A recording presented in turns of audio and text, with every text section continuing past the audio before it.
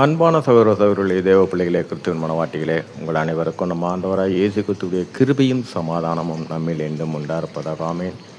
இந்த நாளிலும் பரிசுத்தாவின் வெளிப்படுத்துகிற சத்தியத்திற்காக நன்றி செலுத்துவோம். இந்த நாளில் கர்த்தரை நம்புகிறவனோ செழிப்பான். இந்த வார்த்தையில் பார்த்தீங்கன்னா 1 ராஜாக்கள் 17ஆம் அதிகாரத்தில் 12ஆம் வசனம். இங்கே எலியா வந்துட்டு மழை பெய்யாதவாறு கட்டளையிட்டார்.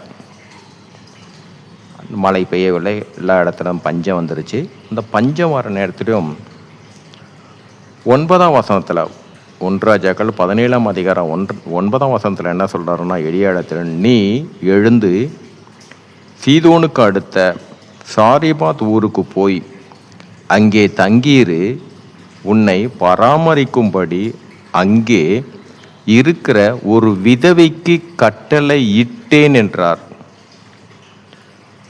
இந்த காரியம் என்ன? பஞ்சம் அதிகமாகிடுச்சு, ஆனால் ஒரு விதவைக்கு கட்டளை இட்டேன்னு சொல்கிறார். அப்போது சாரிபாத் ஊரில் வேறு யாருமே விதவைங்க இல்லையா?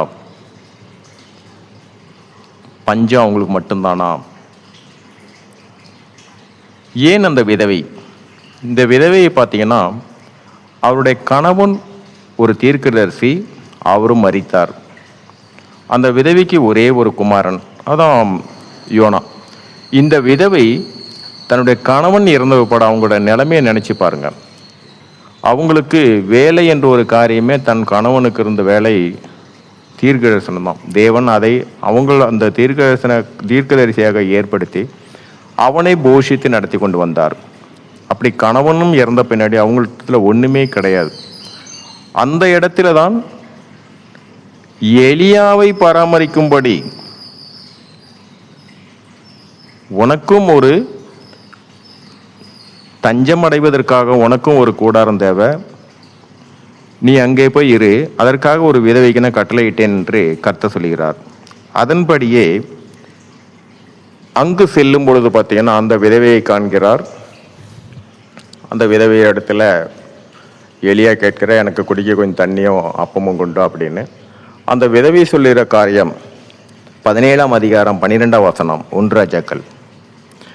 அதற்கு அவள், பானையில் ஒரு பிடி மாவும் களையத்தில் கொஞ்சம் எண்ணெயுமே அல்லாமல் என்னிடத்தில் ஒரு அடையும் இல்லை என்று உம்முடைய தேவனாகிய கர்த்தருடைய ஜீவனை கொண்டு சொல்லுகிறேன்.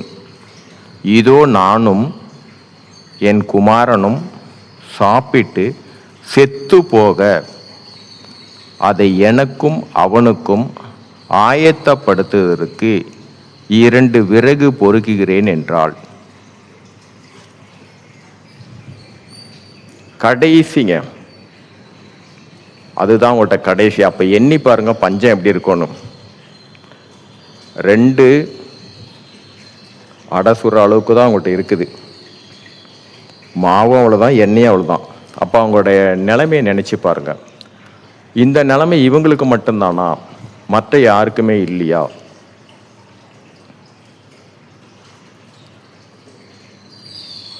ஆனாலும் எலியா சொல்லுகிறார், சரி நீ அதுலேருந்து முதல்ல சுடுற அடை எனக்கு எடுத்துகிட்டு வா அப்படின்னு. அதே போல் அவன் சொற்படியை கேட்டு செய்கிறாங்க. அதுக்கப்புறம் பார்த்தீங்கன்னா அந்த மாவும் சரி அந்த எண்ணெயும் அந்த பஞ்ச காலம் முடிகிற வரைக்கும் குறையவே கிடையாது. இங்கே காரியம் என்னன்னு பார்த்தீங்கன்னா, விசுவாசம் அவரை நம்பி இருக்கிறது கடைசி வரைக்கும். எண்ணி பாருங்க, அத்தனை ஜனங்களிலிருந்தும் தேவன் தன்னையே நம்பியிருந்த தன்னுடைய தீர்க்கதரிசியான அவனோட மனைவியும் பிள்ளைகளுடைய காரியத்தையும் அதையும் சரி கடைசி வரை அவரையே நம்பி இருந்தோம் என்றால் ஒரு நாளும் தேவன் கைவிட மாட்டார். அந்த ஒரு விதவை தாயை கூட காண்கிறவர். அப்போ மற்றவருடைய காரியமெல்லாம் என்னவா இருந்திருக்கும்? சரி, இவங்களுக்கு மாவு எண்ணெயெல்லாம் கொடுத்துட்டாரு, மற்றவங்களுடைய காரியம் அதைத்தான் கர்த்தரை நம்பி இருக்கிறவனும் செழிப்பான். எந்த சூழ்நிலையிலும் சரி, கடைசி வரை நாம் அவரே நம்பியிருந்தோம்னா கைவிடாத தேவன். இந்த காரியத்தில் பார்த்தீங்கன்னா எந்த ஒரு சூழ்நிலையிலும் ஏன் நம்மளுடைய அநேக காரியங்கள் ஒரு ஜெபத்தில் வச்சுருப்போம், விசுவாசத்தோடு தான் இருப்போம். ஆனால் சில சூழ்நிலைகள் வரும்போது நாமே அந்த விசுவாசத்திலிருந்து விலகி வந்துடுவோம். அப்படி அல்லாமல் கர்த்தரை நம்பி இருக்கிறவனோ செழிப்பான். அந்த கடைசி வரைக்கும் நம்ம அவர் நம்பி இருக்கும்போது தேவன் கைவிடாத தேவனாக இருக்கிறார்.